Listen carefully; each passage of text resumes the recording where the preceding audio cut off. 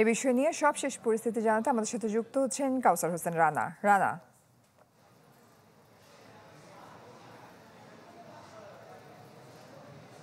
হ্যাঁ জয়, তিনটি দাবি নিয়ে শিক্ষার্থীরা আন্দোলন শুরু করেছিল আজ থেকে প্রায় ৩৬ দিন আগে। তারা দাবি করেছিল যে এই বিশ্ববিদ্যালয়ের যে পূর্ণাঙ্গ জমি যেটি ছিল ২০০ একর, সেই ২০০ একর জমি পূর্ণটা অধিগ্রহণ করতে হবে, পাশাপাশি অবকাঠামো নির্মাণ করতে হবে এবং পরিবহন ব্যবস্থা করতে হবে। যেটি এখন বিশ্ববিদ্যালয়ের মাত্র ১১টি বাস রয়েছে, সেখান থেকে এই বাসগুলো বৃদ্ধি করতে হবে।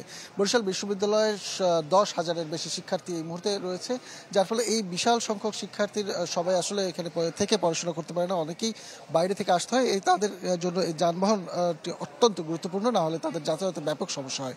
পাশাপাশি শিক্ষার্থীদের যে বক্তব্য যে অনেক ডিপার্টমেন্ট আছে যাদের মাত্র একটি রুম, সেই একটি রুমেই সবাইকে পর্যায়ক্রমে ক্লাস করতে হয়, যা একেবারেই একটি বিশৃঙ্খল পরিবেশ। তো এই পরিবেশ থেকে উত্তরণের জন্য তারা দীর্ঘদিন ধরে দাবি জানিয়ে আসছে। এর আগেও তারা বিভিন্ন সময় প্রশাসনের দৃষ্টি আকর্ষণের চেষ্টা করেছে, আসলে সেখানে ব্যর্থ হয়েছে এবং তারপরে তারা আন্দোলন করতে বাধ্য হচ্ছে বলে তারা জানিয়েছেন। এবং সেই আন্দোলনের ধারাবাহিকতায় তারা প্রথমে সংবাদ সম্মেলন, অবস্থান কর্মসূচি, সেখান থেকে সড়ক অবরোধ পর্যন্ত করে। গত কয়েকদিনই তারা বরিশাল বিশ্ববিদ্যালয়ের সামনে যে ঢাকা বরিশাল কুয়াকাটা মহাসড়কটি রয়েছে, সেই মহাসড়কটিতে তারা অবস্থান নেয়। কিন্তু এর ফলে এই সড়কে যাতায়াতকারী দক্ষিণাঞ্চলের মানুষের ব্যাপক দুর্ভোগ পোহাতে হয় এবং এই দুর্ভোগকে মাথায় রেখেই তারা বিষয়টিকে জনগণের দুরবস্থার বিবেচনা করেই তারা নিজেদের কিছু একটা করার চিন্তা করেছেন এবং সেখান থেকে তারা এই গণ অনশন কর্মসূচি নিয়েছে।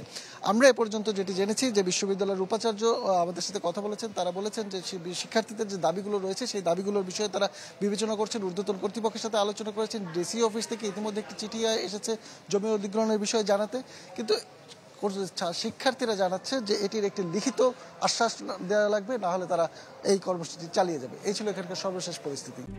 RICL TMX, যুগের পর যুগ স্থাপনা থাকে মজবুত।